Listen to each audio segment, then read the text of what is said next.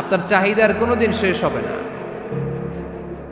দেখবেন যার পা নাই সে পা দেখে আফসোস করে, ইস লোকটা হেঁটে যায়, কি সুন্দর যায়, আমি তো হাঁটতে পারি না, যদি হাঁটতে পারতাম, যদি দুইটা পা থাকতো। যার পা আছে সে সাইকেলওয়ালাদেরকে দেখে আফসোস করে, ইস আমার যদি একটা সাইকেল থাকতো তাহলে তার হাঁটা লাগতো না, সাইকেল দিয়ে বাজারে যেতাম।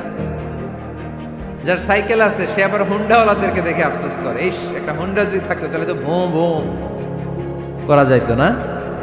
হুন্ডাওয়ালারও আফসোস আছে প্রাইভেট কারওয়ালাদের দেখে, তারা আফসোস করে, ইস আমার যদি একটা কার থাকতো তাহলে তো কার চালাইতে পারতাম।